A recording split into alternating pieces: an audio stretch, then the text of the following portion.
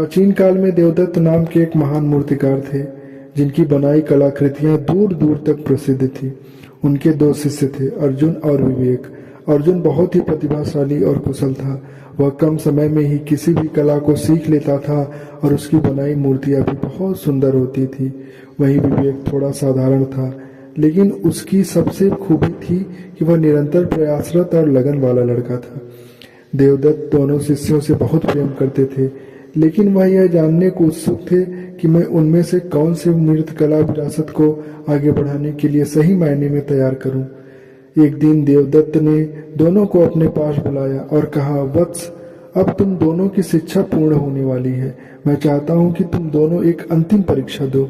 गुरुजी ने अपनी तिजोरी से 2 चमत्कार सोने के प्याले निकाले और उन्हें दोनों शिष्यों को सौंपते हुए कहा, अगले 7 दिनों तक तुम इन दोनों प्यालों की सुरक्षा करोगे। ये प्याले बहुत ही कीमती हैं। ये तुम्हारी परीक्षा का आधा हिस्सा है।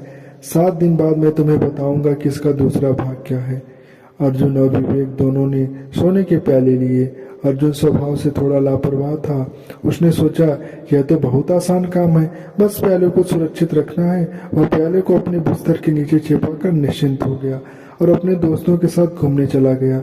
हालांकि जब भी वह बाहर होता था, उसे प्याले की चिंता सताती रहती थी। उसका ध्यान बार बार प्याले की ओर चला जाता था कि कहीं कोई इसे चुरा न ले। वह ठीक से सो भी नहीं पाता था क्योंकि उसका मन अशांत था। विवेक ने अपने प्यालों को कुटिया के एक मजबूत बक्से में सुरक्षित रखा। फिर उसने प्याले की सुरक्षा के बारे में सोचना बंद कर दिया। उसने अपने मन को मूर्तिकला के अभ्यास पर लगा दिया। वह पहले से भी अधिक मेहनत करने लगा। वह मिट्टी में इतना तल्लीन हो जाता था कि उसे 7 दिन कब बीत गए इसका पता ही नहीं चला। उसके मन में कोई लालच था और न ही कोई डर। 7 दिन बाद गुरुजी ने दोनों को बुलाया। गुरुजी ने शिष्यों से प्याले दिखाने के लिए कहा। दोनों ने प्याले प्रस्तुत किए। दोनों प्याले बिल्कुल सुरक्षित थे। देवदत्त मुस्कुराए और बोले, अब परीक्षा का दूसरा और सबसे महत्वपूर्ण भाग तुम लोग सुनो। तुम्हें अपनी सबसे अच्छी मूर्तिकला का नमूना दिखाना है जो तुमने इन 7 दिनों के भीतर बनाया हो। अर्जुन शर्मिंदा खड़ा था। वह बोला, क्षमा करें गुरुदेव, इन 7 दिनों में मेरा मन इस सोने के प्याले की चिंता में लगा रहा। मैं हमेशा सोचता रहा कि कहीं यह चोरी न हो जाए।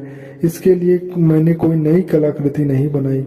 विवेक ने सर झुकाकर एक अद्भुत और नई मूर्ति पेश की जो उसने इन 7 दिनों में बनाई थी।